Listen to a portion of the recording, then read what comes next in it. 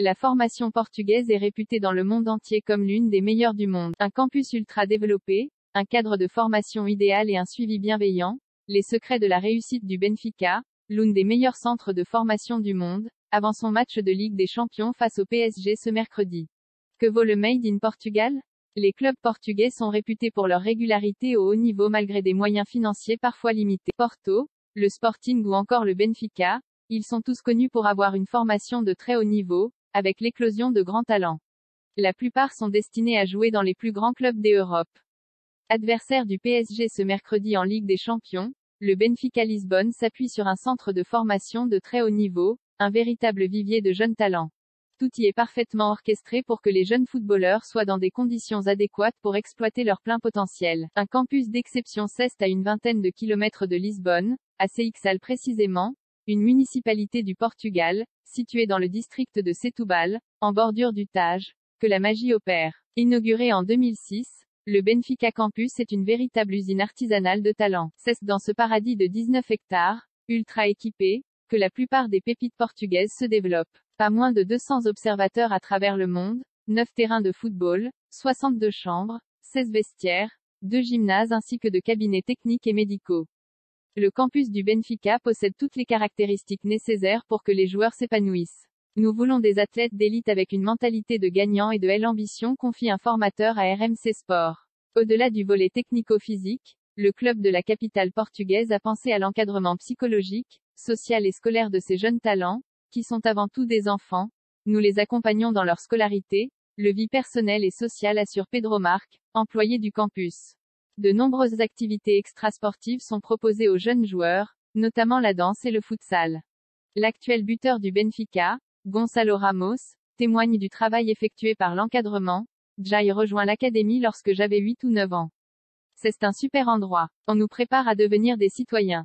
Aujourd'hui âgé de 21 ans, il attise les convoitises de l'Europe entière et pourrait rapporter gros à son club. Un vivier de grands talents à l'axe portugais. Un tel dispositif de recrutement, mis en place de manière pertinente, entraîne d'excellents résultats.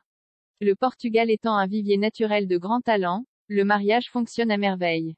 Si les joueurs du monde entier sont accueillis à bras ouverts dans le campus lisboète, l'axe portugais y est très nettement marqué. Gonçalo Ramos, 21 ans, et Antonio Silva, 18 ans, sont les ambassadeurs actuels principaux du projet du Benfica, qui a déjà sorti d'immenses talents par le passé, vendus à prix d'or. João Félix, vente record du club, est par exemple parti pour près de 130 millions d'euros à l'été 2019. L'été suivant, c'est le défenseur Ruben Dias qui rejoignait Manchester City pour plus de 70 millions d'euros. Le premier pilier de notre modèle est la prospection et le recrutement, avance Pedro Marque. À l'image du Barça et de sa Masia, l'académie de Benfica essaie aussi de dégager son propre ADN.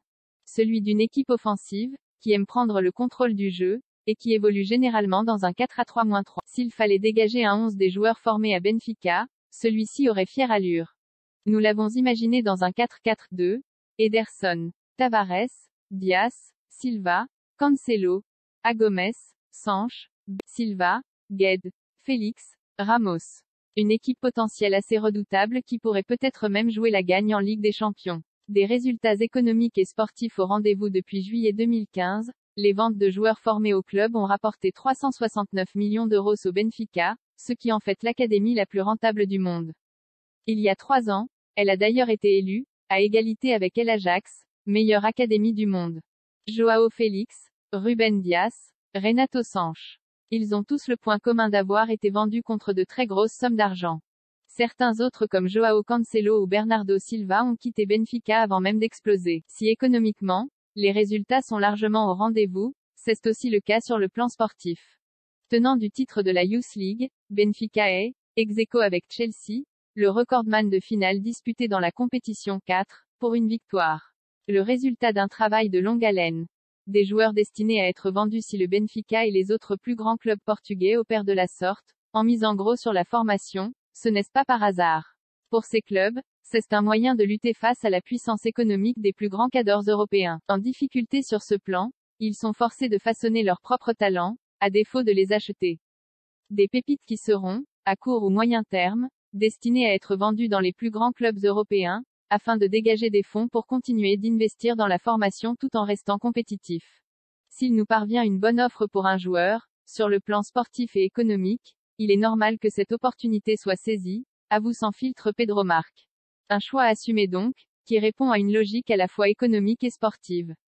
Si les jeunes talents s'engagent aussi facilement au Benfica, c'est qu'ils savent que si leurs performances le permettent, ils auront un bon de sortie pour jouer dans les plus grands clubs de la planète. Manchester City, qui possède peut-être la plus grosse armada des Europes, compte en ses rangs 4 joueurs aujourd'hui titulaires indiscutables qui ont été formés au Benfica: Ederson, Dias, Cancelo, B.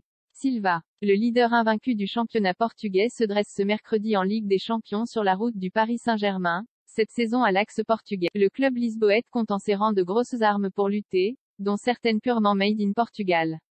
Un duel d'équipe autant que de modèles. Dossier.